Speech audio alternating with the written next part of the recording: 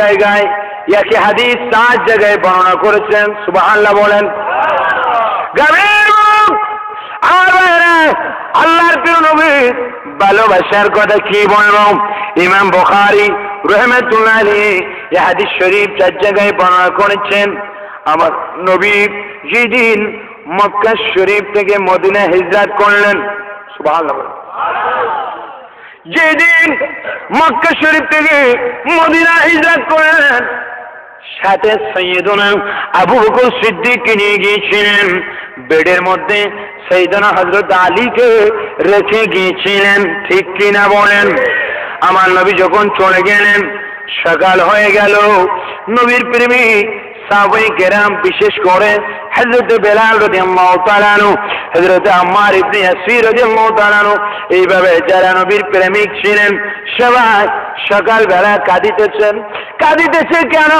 চোখে পানি কেন? কই মক্কার রহমাতুল লিল আলামিন নবী মদিনায় চলে গেছে। রহমত তো মক্কায় এখন নাই, মদিনায় চলে গেছে। আমরা এখানে আর থাকবো না, পিছিয়ে পিছিয়ে আস্তে আস্তে সবাই মদিনায় চলে যাব। এইভাবে রাতের অন্ধকারে নবীজির সাহাবায়ে কেরাম মক্কা শরীফ থেকে হিজরত করে করে যখন মদিনা শরীফে যাচ্ছিলেন, এমতো অবস্থা আস্তে আস্তে করে মদিনায় অনেকগুলো মুহাজিরদের আগমন হলো। আল্লাহর প্রিয় নবী মুহাম্মদুর রাসূলুল্লাহ সাল্লাল্লাহু আলাইহি ওয়াসাল্লাম বললেন, মদিনায় তো আস্তে আস্তে অনেকগুলো মুহাজির আসছে। আপনারা তো জানেন, এক গ্রামের মানুষ যদি কোনো বাড়িতে আশ্রয় নেই, বাড়িওয়ালার জন্য এটা সহজ না বোঝা হয়ে দাঁড়ায়। বোঝা না? বোঝায়। এতগুলো মানুষের খাওয়া দাওয়া, এতগুলো মানুষের বালিশ, এতগুলো মানুষের শোয়ার জায়গা কিভাবে দিবেন? আল্লাহ নবীর সময় তো মক্কা থেকে মদিনা অনেকগুলো মানুষ হিজরত করলেন। এক দেশের মানুষ আর এক দেশে আশ্রয় নিলেন, ঠিক কিনা বলেন। বিশ্বের বর্তমান একটা নিয়ম রয়েছে যে কোনো দেশের মানুষ যদি বিপদে আক্রান্ত হয়ে এক দেশ থেকে আরেক দেশে আশ্রয় নেয়, তাহলে জাতিসংঘ নামে একটা সংগঠন রয়েছে, এর খরচ জাতিসংঘ বহন করবে। আল্লাহর নবী, নূরের নবী, জিন্দা নবী সময় তো কোনো জাতিসংঘ নামে কোনো সংগঠন ছিল না। ইমাম বুখারী রাহমাতুল্লাহ আলাইহি বর্ণনা করেন, এতগুলো মানুষকে আল্লাহর নবী মদিনায় কিভাবে পুনর্বাসন করলেন, এর ইতিহাস নবীর মুহাব্বত ছাড়া আর কিছু হতে পারে না। ইমাম বুখারী বলেন, আমার নবীজি আনসারী সাহাবীদেরকে আর মুহাজির সাহাবীদেরকে ডাকলেন, 2 লাইনে দাঁড়িয়ে দিলেন। এবার আমার নবী মাঝখানে দাঁড়াইয়া দোনো লাইনের মাঝখানে আনসারীরা মুহাজিরদের দিকে তাকিয়ে রয়েছে, মুহাজিররা আনসারদের দিকে তাকিয়ে রয়েছে। মদিনার নবী মাঝখানে চোখের পানি ছেড়ে দিয়ে একটু কাঁদলেন। আনসারী সাহাবীরা বলে, ইয়া রাসূলুল্লাহ, ইয়া রাসূলুল্লাহ, মক্কার মানুষেরা, তায়েফের মানুষেরা আপনাকে ভীষণ নির্যাতন করেছে, আপনি মদিনায় চলে এসেছেন। ইয়া রাসূলুল্লাহ, আপনার চোখে পানি দেখলে আমাদের সহ্য হয় না। হুজুর আপনি কাঁদেন কেন? কই জন্য কাঁদিতেছি, তোমাদেরকে আমি একটা ভ্রাতৃত্ববোধ শিক্ষা দিচ্ছি, একটা ভ্রাতৃত্ববোধ শিক্ষা দিচ্ছি। মুহাজির যারা মক্কা শরীফ ছেড়ে, বিবি বাল বাচ্চার মহব্বত ছেড়ে, পবিত্র মক্কা ছেড়ে, বিবি বাল বাচ্চার মহব্বত ছেড়ে, ধন সম্পদ ছেড়ে যারা শুধু নবীর প্রেমে মদিনায় চলে এসেছে, এদের দিয়ে তোমাদেরকে আমি একটা ভ্রাতৃত্ব শিক্ষা দিচ্ছি। হুজুর কি ভ্রাতৃত্ব? কই আমি তোমাদেরকে শিক্ষা দিচ্ছি, মুহাজিররা সবাই আজকের থেকে তোমাদের ভাই হয়ে গেল। আজকের থেকে সব মুহাজির তোমাদের ভাই হয়ে গেল।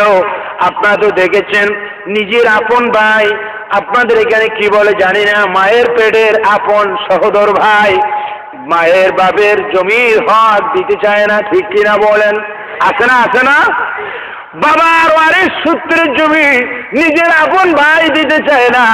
আর আমার নবী আনসার আর মুহাজিরদের মধ্যে যে ভ্রাতৃত্ববোধ দেখিয়ে দিচ্ছেন, শুধু এতটুকু বললেন, হে আনসারীরা, আজকের থেকে মুহাজিররা তোমাদের ভাই হয়ে গেল। এই কথা বলে মদিনার ধনাঢ্য আনসারী হযরতে সাদ বিন রবি রাদিয়াল্লাহু তাআলা আনহুকে ডাক দিলেন, হে সাদ বিন রবি, এদিকে আসো, তুমি হাতখানা বাড়িয়ে দাও। মুহাজিরদেরকে একজন ডাক দিলেন, হে আব্দুর রহমান ইবনে আউফ, এদিকে আসো, তুমি হাতখানা বাড়িয়ে দাও। দুইজনের হাত বাড়িয়ে দিয়ে আমার নূরের নবী, জিন্দা নবী, দুই হাতের মাঝখানে হাত দিয়ে বলে দিলেন, হে সাদ বিন রবি, আমার আব্দুর রহমান ইবনে আউফ মক্কা ছেড়ে, বিবি বাল বাচ্চার মহব্বত ছেড়ে, নিজের স্ত্রী পুত্র ছেড়ে, ধন সম্পদ ছেড়ে, খালি হাতে একটা পোশাক পরে মদিনায় চলে এসেছে। আমি নবীর মহব্বতে আজকের থেকে আব্দুর রহমান ইবনে আউফকে তোমার ভাই বানিয়ে দিলাম। আব্দুর রহমান ইবনে আউফকে তোমার ভাই বানিয়ে দিলাম। সাদ বিন রবি বললেন, আলহামদুলিল্লাহ ইয়া রাসূলুল্লাহ, আমি কবুল করে নিলাম। ইয়া রাসূলুল্লাহ, আমি কবুল করে নিলাম।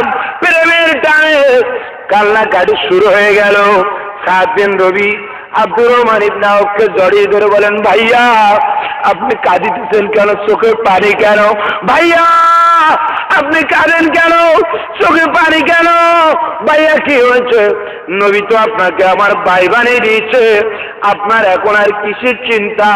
আমি আপনাকে সাথে নিয়ে নবীর সামনে অর্ডার দিলাম। আমি সাদ বিন রবিকে আল্লাহ অনেক ধনী বানিয়েছি, আনসারদের মধ্যে বড় ধনী। আজকের থেকে আমার যাবতীয় সম্পদ, যত জমি জায়গা ঘর বাড়ি রয়েছে, সব সম্পদগুলোকে আমি দুই ভাগে ভাগ করলাম।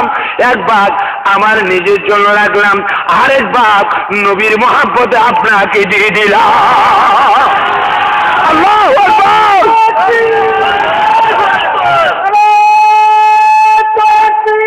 আল্লাহু আকবার।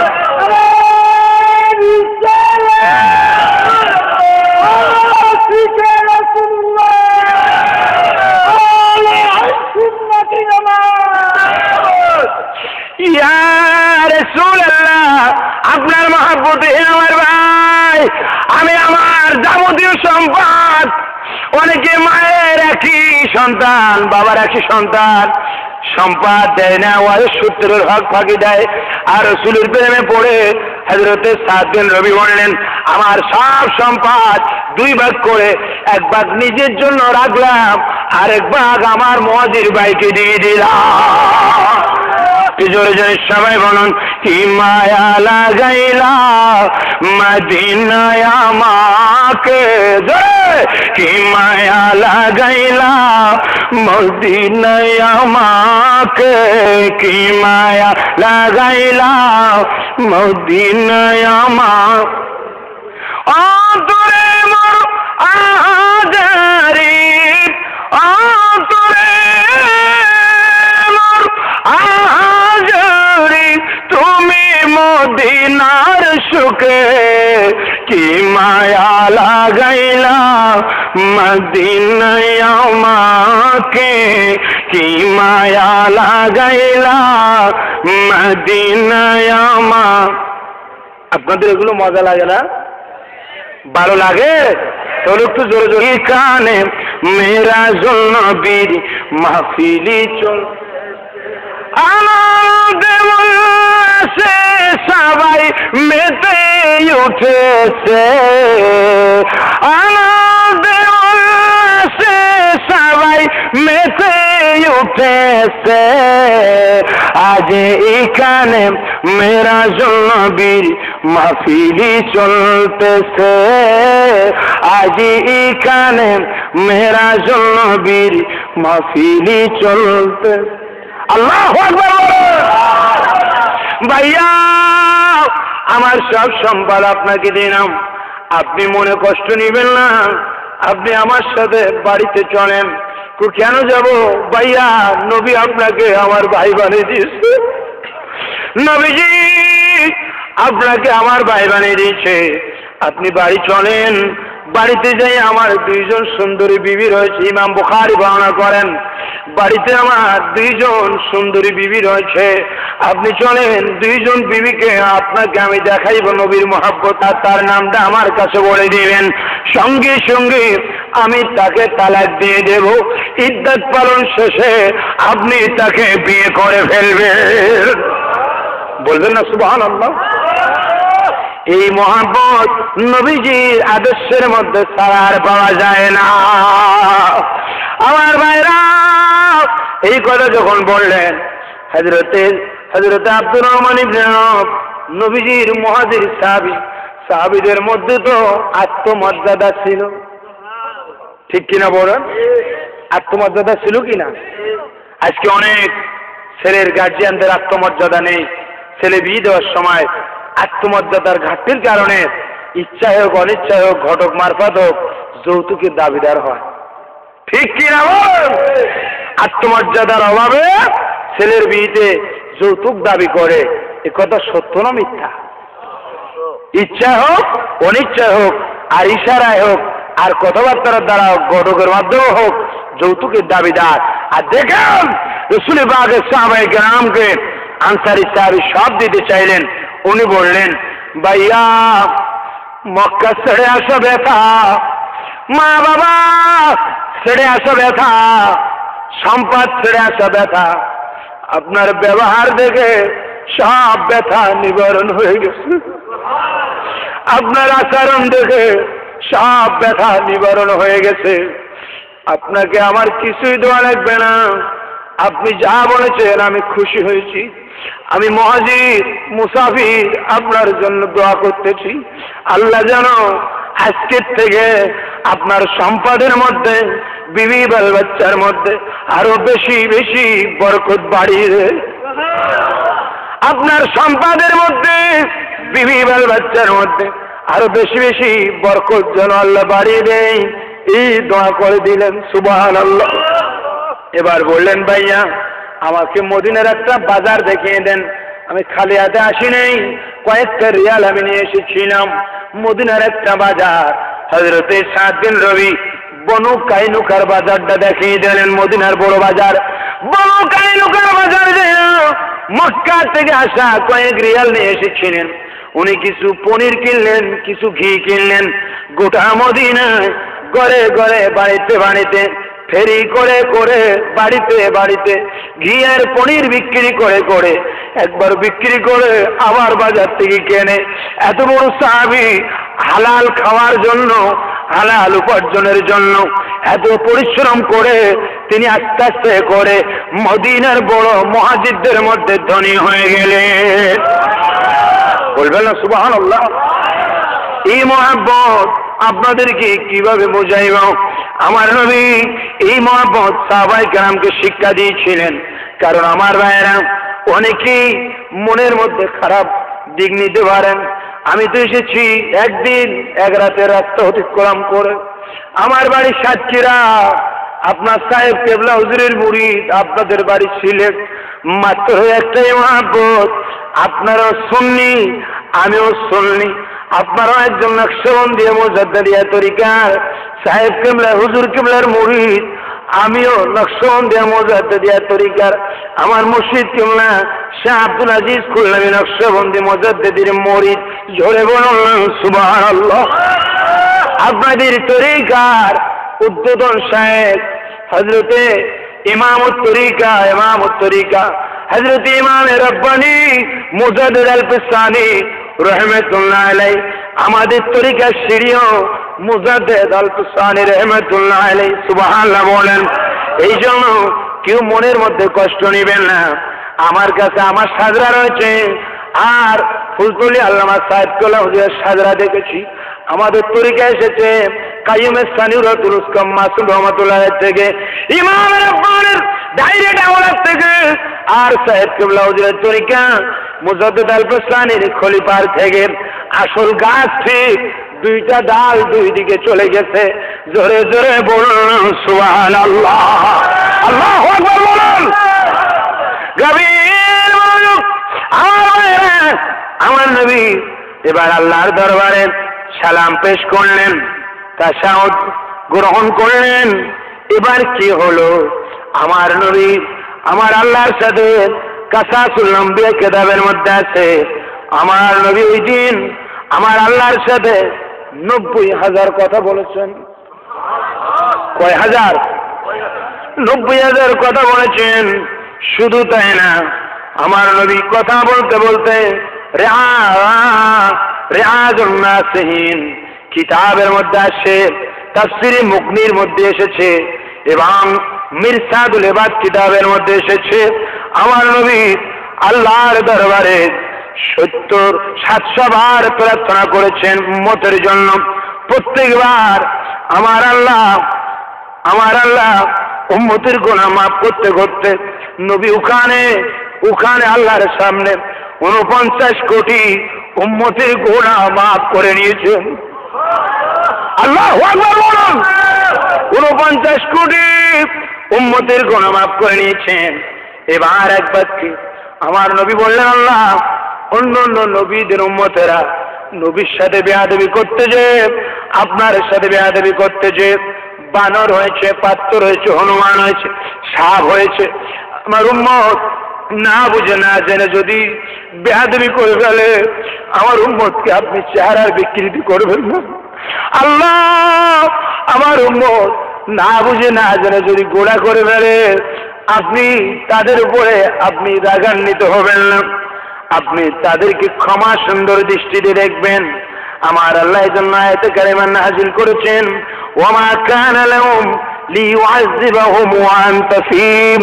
ইয়া রাসূলুল্লাহ, যতদিন আপনি জমিনের মধ্যে থাকবেন আপনার উম্মতের উপরে বড় কোনো গজব নাযিল হবে না। আল্লাহু আকবার বলুন। আপনি জমিনে থাকলে আপনার উম্মতের উপরে বড় কোনো গজব নাযিল হবে না। আমার আল্লাহ বললেন, বন্ধু আপনাকে যখন পৃথিবীর থেকে নিয়ম অনুযায়ী আপনার ইন্তেকাল হবে, আপনি কি আমার আরশে থাকবেন না মদিনায় থাকবেন? আপনি ইন্তেকালের পরে আমার আরশে থাকবেন না মদিনায় থাকবেন? আরশে আজিম থাকবেন না মদিনায় থাকবেন? আমার নবী কেঁদে দিলেন আর বললেন, আল্লাহ আমি আরশে আজিমে থাকতে চাই না, বেশি খুশি হব যদি আমাকে মদিনার জমিনে আমার গুনাহগার উম্মতের মাঝখানে রেখে দেয়। কারণ আমার এতিম উম্মত যখনই মদিনার নবীর কথা, আমি নবীর কথা মনে হবে, তারা পাগল হয়ে যাবে নবীর দরবারে আসার জন্য। যদি আরশে আজিম থাকি আমার এখানে তো আসতে পারবে না, আমি মদিনায় থাকবো। আমার উম্মতের যখনই মনে হবে যেন সঙ্গে সঙ্গে আমি নবীর দরবারে হাজির হয়ে যাই। আল্লাহু আকবার বলুন। না মনে চাই উড়িয়া যাইতে সোনার মদিনায়, আমার মনে হইয়াছে দেওয়ানা কিছুই ভালো মনে চাই উড়িয়া যাইতে। আসল নবী মদিনাতে ডাকো যদি ডাকার মাতে জোরে, আসল নবী মদিনারি করবে না, মোদের সাথে দিবের দেখা দেরি করবে না। মনে হয়েছে দেওয়ানা কিছুই ভালো লাগে না, মনে হয়েছে দেওয়ানা কিছুই ভালো মনে চাই উড়িয়া যাইতে সোনার মদিনা, মনে চাই উড়িয়া যাইতে। আল্লাহ যদি দিতেন পাখা উড়ে গিয়ে, আল্লাহ যদি দিতেন পাখা উড়ে গিয়ে কুতাম দেখা, গরিব আমার নাই কো টাকা যাইতে পারি না, গরিব আমার নাই কো টাকা যাইতে পারি না। মনে হয়েছে দেওয়ানা কিছুই ভালো লাগে না, মনে চাই উড়িয়া যাইতাম সোনার মদিনা, মনে চাই উড়িয়া যাইতাম মক্কা শরীফ হজ করিয়া মদিনাতে যাও চলিয়া, মক্কা শরীফ হজ করিয়া আরো জোরে, মক্কা শরীফে হজ করে। মদিনায় যাওয়ার ইচ্ছা আপনাদের নেই? আমার নবী বলেন, মান জারা কবরি বাদা ওয়াফাতি ফাকান্নামা জারানি ফি হায়াতি। আল্লাহু আকবার। যে ব্যক্তি বাংলাদেশ হোক আর ফিলিস্তিন হোক, আফগানিস্তান হোক, লন্ডন হোক, দুবাই হোক, কাতার হোক, বিশ্বের যে কোনো প্রান্ত হোক, যেখান থেকে হোক না কেন, একবার আমি রাসূলুল্লাহ রওজা মুবারক জিয়ারত করবে, ফাকান্নামা জারানি ফি হায়াতি, তিনি যেন সেই উম্মত যেন জীবদ্দশায় আমার সাথে যেমন দেখা হতো, সেজন্য আমার সাথে ঠিক তেমনি দেখা করে চলে গেল। আরো জোরে বলুন না সুবহানাল্লাহ। وقال أيضا من زار قبري وجبت له شفاعتي। আমার নবী বলেন, যে ব্যক্তি আমার রওজা মুবারক জিয়ারত করবে, হাসরের ময়দানে তার জন্য সুপারিশ করে জান্নাতে নিয়ে যাওয়া আমি নবীর পরে ওয়াজিব হয়ে যাব। সবাই জোরে বলুন, মক্কা শরীফে হজ করিয়া মদিনাতে, মক্কা শরীফে হজ করিয়া মদিনাতে, মদিনাতে গেলে তোমার গুনাহ থাকবে না, মদিনাতে গেলে তোমার মনে হয়েছে দেওয়ানা কিছুই ভালো, মনে চাই ওড়িয়া যাইতাম সোনার মদিনা, মনে চাই ওড়িয়া যাইতাম। চিৎকার দিয়ে বলুন মারহাবা, আরো জোরে মারহাবা।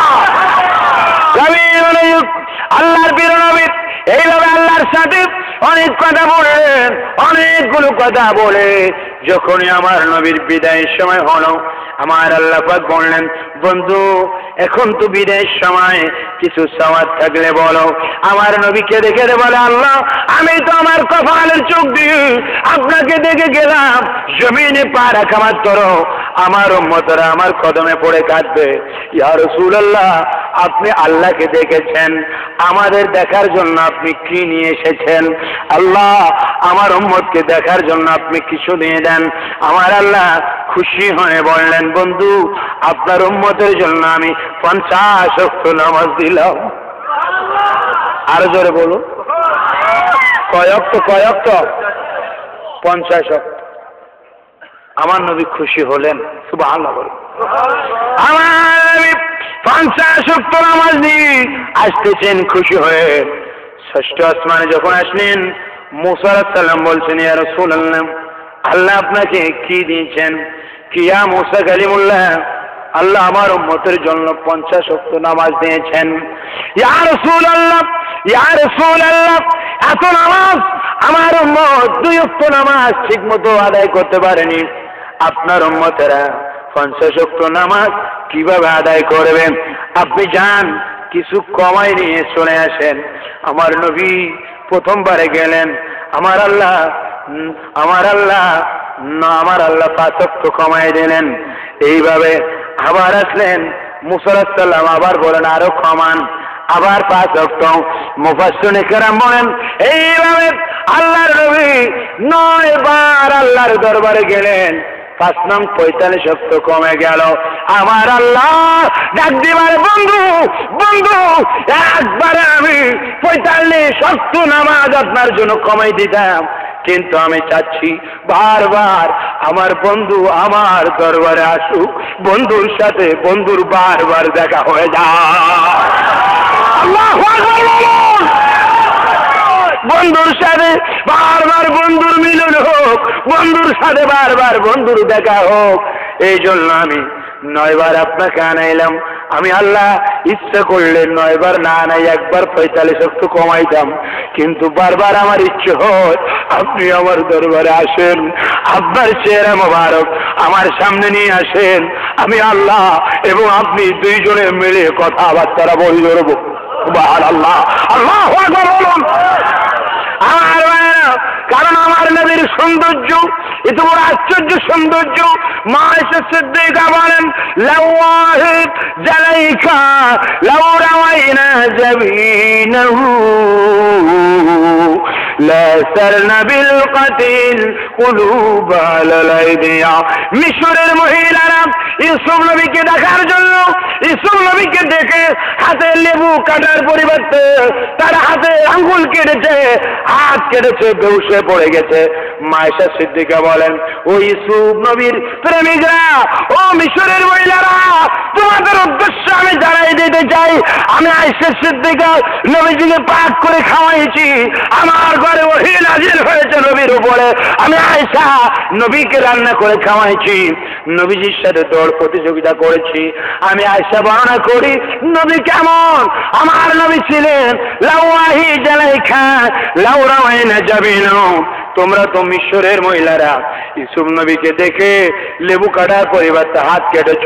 তোমরা যদি আমাদের নবী, জিন্দা নবী, নূর নবী, হায়াতুল নবী, গায়েবের খবর দিয়ে নেওয়ালা নবী, আমাদের নবীকে এক নজর তোমরা দেখতে পাইতে, লা সারনা বিল কাতিল কুলুব আলা লাইদিয়া। আমি আয়েশা সিদ্দিকা এই কথা বলতেছি, তোমরা হাত কাটার পরিবর্তে আমাদের নবীকে দেখলে সরাসরি কলিজা কেটে বাহির করে ফেলতে। আল্লাহু আকবার কাবীরা, কলিজা কেটে বাহির করে ফেলতে। তবু তোমাদের নবী দেখার আক্ষেপ মিটত না। রাসূল এত সুন্দর, আল্লাহু আকবার বলুন। আমার ওই নবীকে বারবার আল্লাহর দরবারে আল্লাহ দেখিনি, আমার নবীকে দেখাচ্ছেন। এই জন্য তাফসীরের মধ্যে আসছে, যারা নবীর নূর এবং মাটি নিয়ে গন্ডগোল করেন তাদের কাছে জানতে চায়, হযরতে জিবরাইল তো আমার নবীর নূরের তৈরি, সুবহানাল্লাহ বলেন। নবীজির নূরকে ভাগ করে করে সামান্য অংশ দিয়ে জিবরাইল তৈরি, তাই সিদরাতুল মুনতাহার উপরে যাইতে পারল না। আর আল্লাহ আমার নবীকে কোন নূর দ্বারা তৈরি করলেন, যিনি সরাসরি সরাসরি আল্লাহর দরবারে যে কথা বলতেছেন। আল্লাহু আকবার বলুন। আমার ভাইরা, এই জন্য আল্লাহর প্রিয় নবী যখন আসতেছেন ওই টাইমে আমার আল্লাহ ডাক দিয়ে বলেন, বন্ধু ৪৫ ওয়াক্ত নামাজ কমাই দিলাম, কিন্তু আমায় আল্লাহ লা তাবদীলা লিকালিমাতিল্লাহ, যেটা লেখা হয়ে যায় এইটা রদ বদল হয় না। বন্ধু, আপনার খাতিরে আমি আপনার উম্মত থেকে ৪৫ ওয়াক্ত কমাইলাম, কিন্তু আমি আল্লাহ এমন রহমানুর রহিম, আপনার খাতিরে ৫০ ওয়াক্ত নামাজের সওয়াব আমি কমাইলাম না। আপনার উম্মত আদায় করবে ৫ ওয়াক্ত, আমি আল্লাহ সওয়াব দেব ৫০ ওয়াক্তে। আল্লাহু আকবার বলুন। আমি আল্লাহ সওয়াব দেবো, নেকি দেবো ৫০ ওয়াক্তের, পড়বে ৫ ওয়াক্ত, নেকি দেবো ৫০ ওয়াক্তের। বন্ধু গো, আর চলে যাওয়ার টাইমে আপনাকে একটা দাওয়াত দিচ্ছে, আর একটা দাওয়াত। কি দাওয়াত? বন্ধু, আপনি আমার বেহেশত দোজখখানা একটু দেখে যাবেন। বলবেন না সুবহানাল্লাহ? কি দেখবেন, কি দেখবেন? আপনি যাওয়ার সময় বেহেশতখানা একটু দেখে যাবেন। আপনার গুনাহগার প্রেমিকদের জন্য, আমার পাগলদের জন্য আমি কি তৈরি করেছি, আপনি সচক্ষে জান্নাত দেখে যাবেন। আল্লাহু আকবার বলুন। আল্লাহর নবী যখন সিদরাতুল মুনতাহায় আসলেন, দেখলেন জিবরাইল দাঁড়িয়ে আছে। সুবহানাল্লাহ বলুন। জিবরাইল বলছে, ইয়া রাসূলুল্লাহ, আল্লাহর হুকুম হয়েছে আপনাকে জান্নাত দেখানোর জন্য। আমার নবী বললেন, আল্লাহ নিজেই তো আমাকে জান্নাত দেখে যাওয়ার কথা বললেন, চলো জান্নাতের মধ্যে যাই। সুবহানাল্লাহ বলেন। জিবরাইল কেমন জান্নাতে নিয়ে গেলেন? জান্নাতুল ফেরদাউস। যেই জান্নাত কেন তৈরি হওয়ার পরে জিবরাইল ফেরেশতা আল্লাহর দরবারে আরজ করেছিলেন, রব্বুল আলামিন আমাকে একবার জান্নাতুল ফেরদাউসটা ভ্রমণ করার একটু নির্দেশ দেন, অনুমতি দেন। আমি জিবরাইল একবার একটু জান্নাতুল ফেরদাউসটা ভ্রমণ করব। সুবহানাল্লাহ বলুন। আপনাদের কি কোনো অসুবিধা হচ্ছে? আমি এক নজর দেখব। আপনারা তো জানেন জিবরাইলের গতি অনেক বেশি, প্রতি সেকেন্ডে ১,৮৬,০০০ মাইল যে জিবরাইল যায়। সুবহানাল্লাহ বলেন। এত দ্রুতগামী ফেরেশতা জান্নাতুল ফেরদাউসের মধ্যে গেলেন, ৭০ বছর পর্যন্ত চললেন। ৭০ বছর পরে একটা খুঁটি দেখতে পেলেন, থাম্বা। বুঝছেন নি? এই যে খুঁটি, থাম্বা থাম্বা, খুঁটি দেখতে পেলেন।